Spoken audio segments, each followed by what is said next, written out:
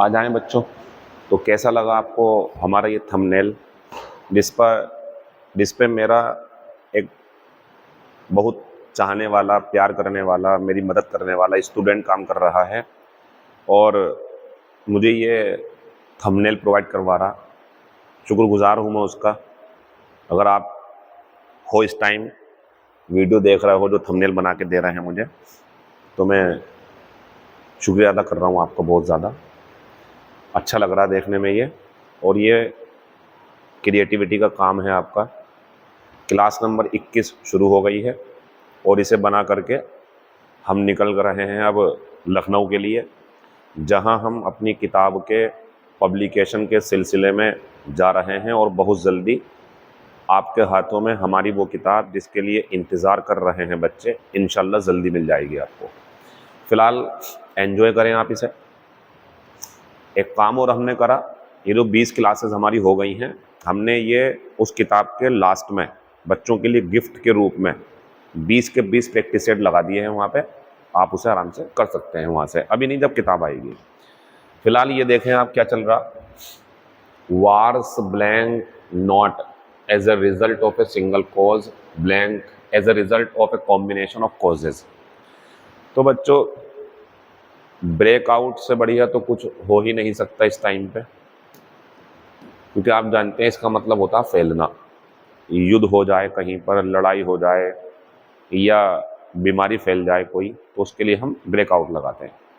Breakup होता है जो कपल्स होते हैं उनका आपस में रिश्ता टूट जाना, ब्रेकअप हो जाना।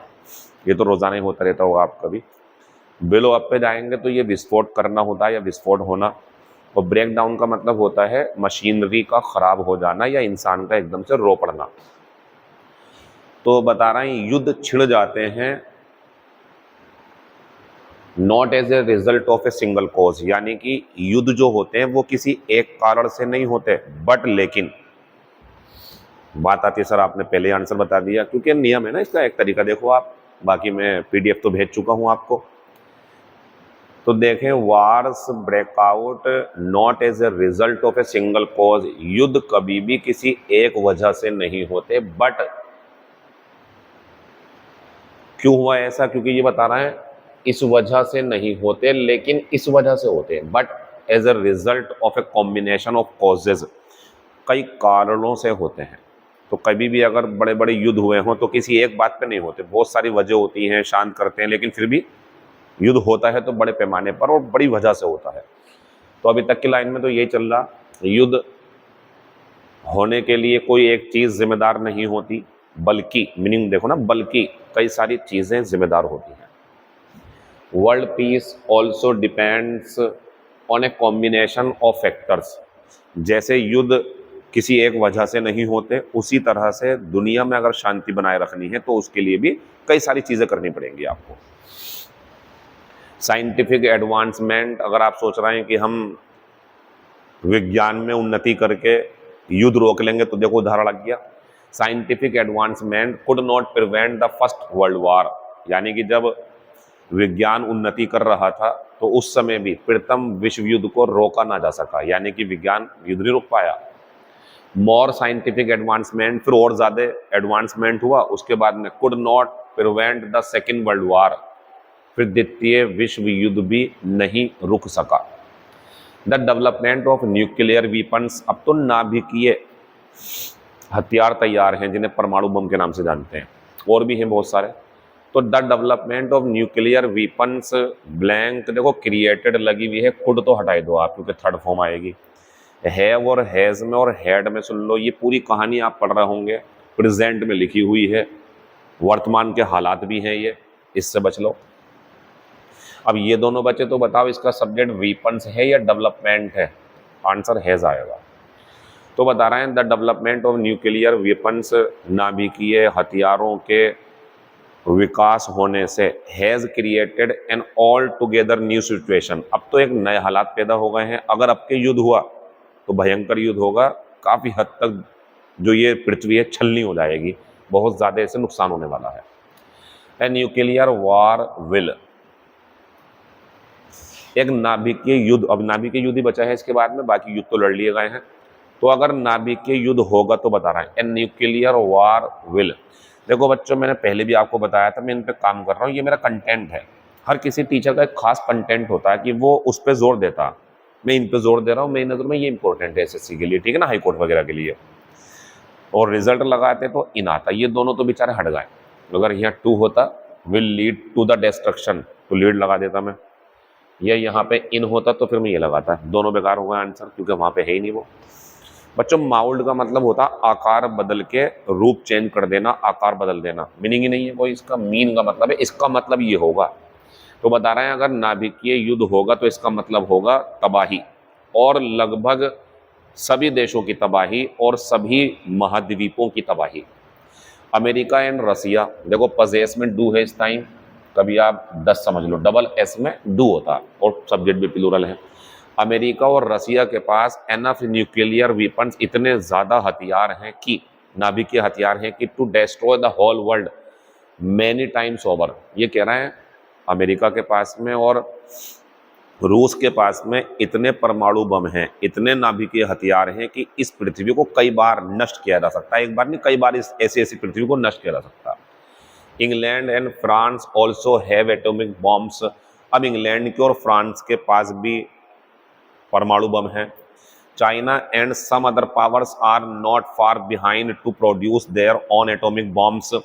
चाइना और अन्य ताकतें भी अब इस चीज़ से पीछे नहीं हैं, वो भी अब एटॉमिक बम्स बनाने में लगी हुई हैं, बना भी लिए इन्होंने।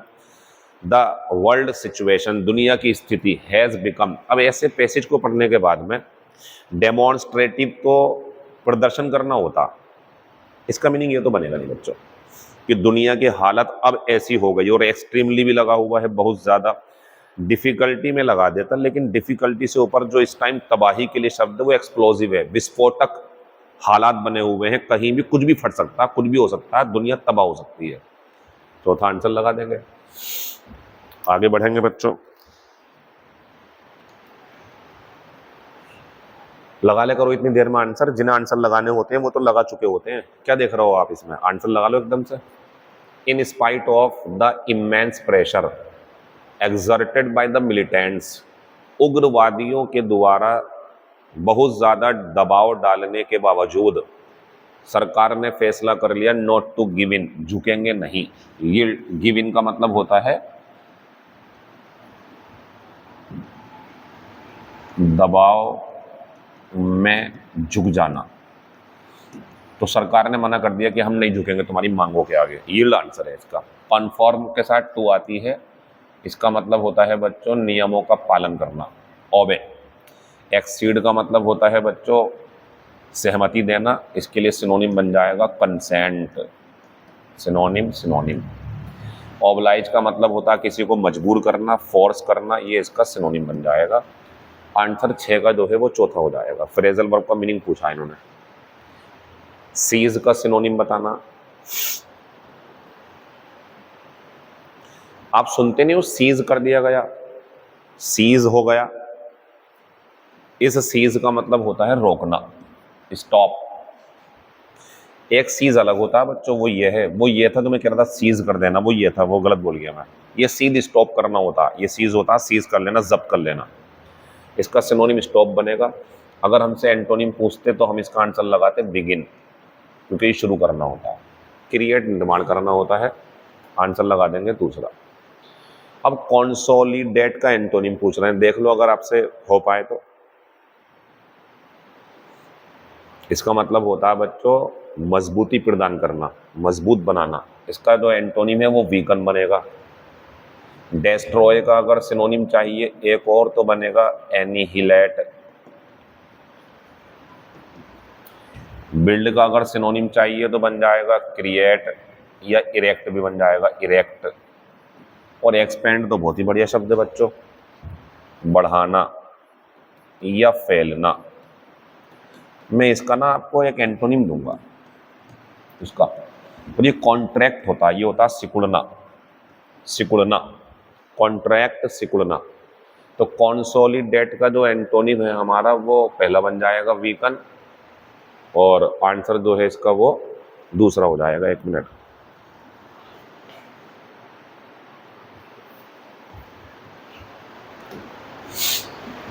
Death lays his icy hands on kings, figure of speech high court के लिए। तो ये बता रहा है मौत ने अपने ठंडे हाथ राजा पर रख दिए, मतलब ये है मौत ने राजा को अपने पंजों में जकड़ लिया। एक बात बताओ, जो डेथ है क्या उसके वास्तव में हाथ हो सकते हैं? जब आपको ऐसा लगे किसी निर्जीव चीज के लिए जो चीजें हैं इस तरीके से शब्द इस्तेमाल किए गए हैं जैसे उनमें जान हो, इंसान हो जैसे वो। अब ऐसे हम कभी कभी बोलते हैं मेरा गांव मुझे बुला रहा है, गांव बुलाता कहाँ है? हम कहना चाह रहे हैं गांव की याद आ रही है आपको, लेकिन आप ऐसे बोल रहा हो ना कि मेरा गांव मुझे बुला रहा है, तो बच्चों यहाँ पर आपने गांव के लिए पर्सनिफाई कर दिया, पर्सनिफिकेशन लगा दिया। लेकिन अगर आप ये कहें मुझे गांव की याद आ रही है, यह नहीं कहेंगे हम, अब तो याद कर रहा हो ना आप, सही है, लेकिन गांव याद कर रहा मुझे, तो ये हो जाएगा। और ऐसा हो कि सूरज निकला और सारे फूल मुस्कुराने लगे, तो फूल मुस्कुराएंगे थोड़ी, फूल तो खिलने शुरू हो जाएंगे। तो ऐसी चीजें जो इंसान की तरह काम करने लगे लेकिन वो होती नहीं है वैसे, तो वो फिर पर्सनिफिकेशन पे जाता है। इसका आंसर तीसरा हो जाएगा। फिर हाउ मेनी, ये हमारा सवाल सिर्फ हाई कोर्ट के लिए है, पार्ट्स ऑफ स्पीच का, बढ़िया सवाल है, देखो आप इसमें गलती करोगे। हाउ मेनी प्रोनाउंस, कितने प्रोनाउन हैं? बच्चे इसे प्रोनाउन कहते हैं, एक हो गया, बाकी तो हेल्पिंग वर्ब ये वगैरह हैं। इसे प्रोनाउन कहते हैं, दो हो गए, और आंसर ये लगा दे, लेकिन गलती कर गए आप।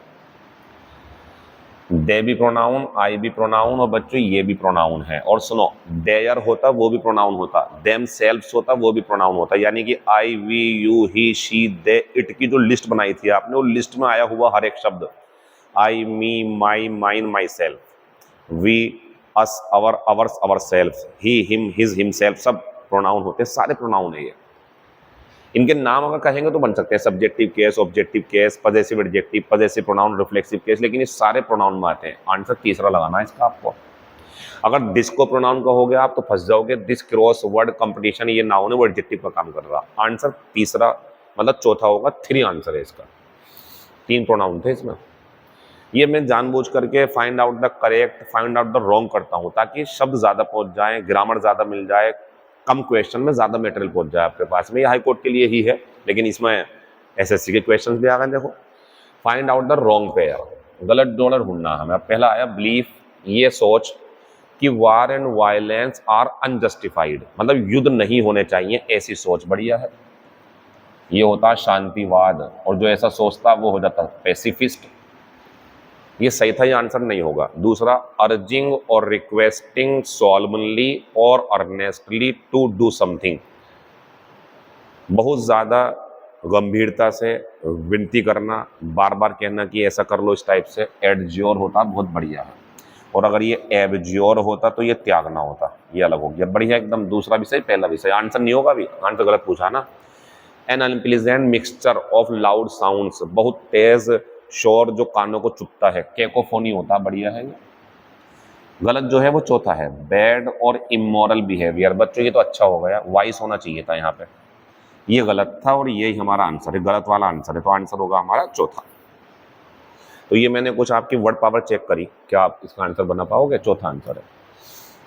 12 पाएंगे फिर टिक राइट और रॉन्ग, टिक राइट और रॉन्ग, सही और गलत शब्दों की पहचान करनी। एनिवर्सरी बढ़िया, स्ट्रेंथ गलत है, स्ट्रेंथ जो सही होगा वो ये होगा, ये होती ताकत, ये वर्षगांठ होती है। एलिमेंट्री बढ़िया है, एलिमेंट्री होती है बच्चों बेसिक, आधारभूत, शुरुआत की परीक्षा, शुरुआत की शिक्षा। एमिशन बहुत बढ़िया, उत्सर्जन।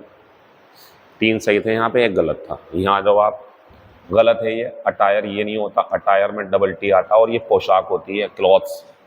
12th गलत है, 12th जो है हमारा, उसमें एफ की एंट्री करनी पड़ेगी आपको, 12th एफ लगाना पड़ेगा, ये सही हो गया। ओमिशन गलत है, ओमिशन की स्पेलिंग में MISSION होता, एम सिंगल होता। बटालियन बहुत बढ़िया है, बहुत बढ़िया, तो नोट कर लें इसे, ज़्यादा से ज़्यादा स्पेलिंग पहुंचाना चाहते हैं हम आपके पास। Select the most appropriate option to fill in the blanks. The sudden death of our uncle, हमारे चाचा की अचानक मौत जो थी वो हमारे लिए कैसी होगी बच्चों? दुखदाई, ट्रेजिक। जेंटिल होता है सॉफ्ट, फ्रेजाइल होता है ब्रिटल, क्षणभंगुर, कमजोर, एकदम से टूट जाए जो। डिसुएसिव क्या है बच्चों? डिसुएसिव का मतलब यहां से समझो आप, देखो एक शब्द होता है डिसुएड, इसके साथ फ्रॉम भी आती है, ये होता है रोकना, कोई काम करने से रोकना। इसका एंटोनिम है परसुएड, ये होता है मनाना कोई काम करने के लिए, ये इसका एंटोनिम है। तो ये रोकना, ये मनाना कोई काम करने के लिए, ठीक। अब डिसुएसिव है तो ये वही हो गया रेस्ट्रिक्टिंग, रेस्ट्रिक्टिव, रोकने वाला, बाधा डालने वाला। 13 का आंसर हमारा पहला हो जाएगा। फिर इन्होंने एक सवाल और पूछ लिया आपसे, इस बार इन्होंने ग्रामर पूछ ली, पिछली बार वर्ड पावर थी। क्वेश्चन बढ़ा दिए मैंने, 18 कर दिए इसमें। सेलेक्ट द मोस्ट अप्रोप्रिएट, 18 क्या है आप सही से देखोगे तो कम से कम 30 क्वेश्चन होगा हमारे, एक एक में 4-4 आ रहा है ना। हमारा मकसद यही है, बस आपको हमसे जुड़ने के बाद फायदा होना चाहिए, इसके अलावा और कुछ नहीं है। उससे हमें भी फायदा है, फिर हमारा भी जो चीज़ें हैं वो ग्रो हो रही हैं, आपको अच्छे से प्रोवाइड करवाएंगे तो हमें फायदा होगा। Select the most appropriate words to fill in the blanks. Mister Patel is the manager so you need to explain. देखो एक्सप्लेन को समझ लो जरा। अगर आपको ऐसा लगे किसी व्यक्ति को कुछ बताना है तो बच्चों लगाया करो टू, और कोई बात बतानी है अगर तो डायरेक्ट आता, कोई टू नहीं आता। जैसे explain the matter, explain the कुछ भी चीज़, एक्सप्लेन द फॉर्मूला, तो एक्सप्लेन समथिंग डायरेक्ट, और एक्सप्लेन किसी को करना है अगर कि उसे बताओ तो टू आएगा इसके लिए। आंसर बच्चों इसका पहला है। मिस्टर पटेल मैनेजर हैं इसलिए तुम्हें ज़रूरत है सब कुछ उन्हें बताने की, आंसर बन जाएगा to him, mister Patel, answer पहला, बाकी सब यूजलेस है। व्हाट्स दैट नॉइज, इज है ये, what is that noise, it sounds, इसमें डज है, like an aeroplane said Ravi, तो रवि ने कहा ये कैसी आवाज़ है, कैसा शोर है, ऐसा लग रहा है जैसे एरोप्लेन जा रहा हो। चलो देख लो अपने हिसाब से, फिर मैं आगे बढ़ूंगा।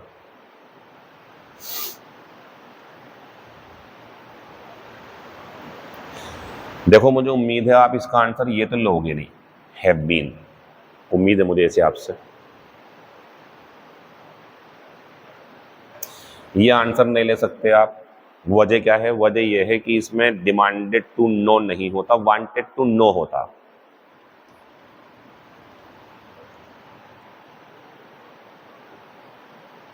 आंसर इसका पहला है।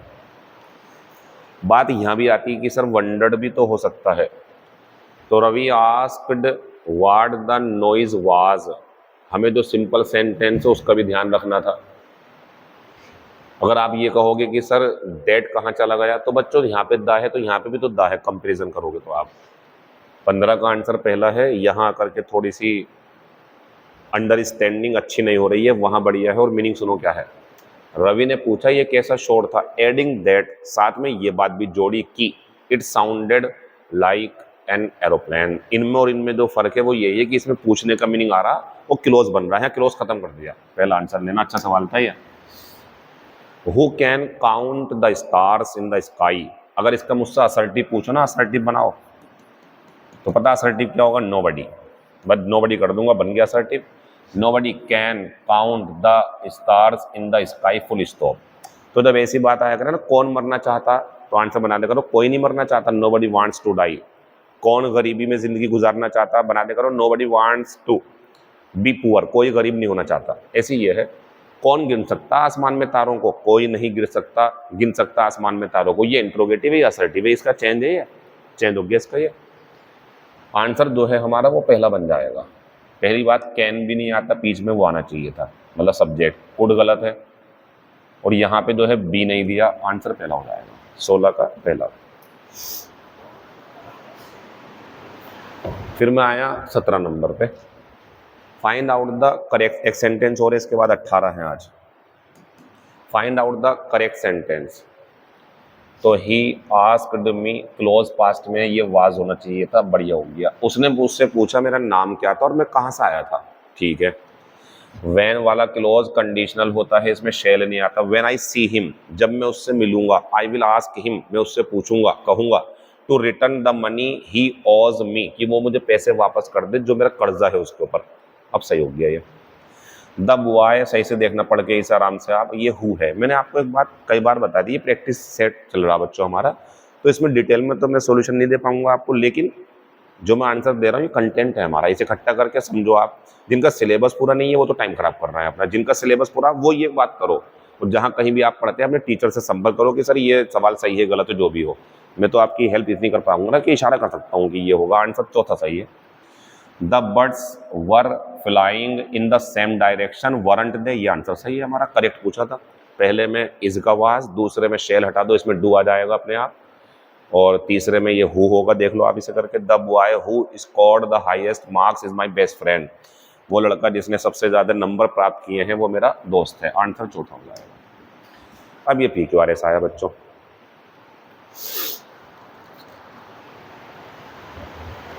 One botany professor always tried to convince his student that his branch of biology is superior to all the others.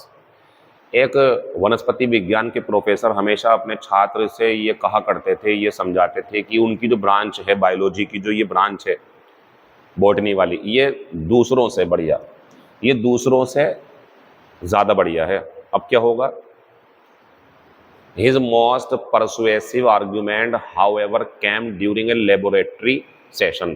उनका जो ये इस तरीके का आर्ग्यूमेंट था, जो ये बात कहते थे वो, ये एक दिन क्या हुआ, लेबोरेटरी में हमारे सामने आ गया। क्या हुआ वहाँ पे?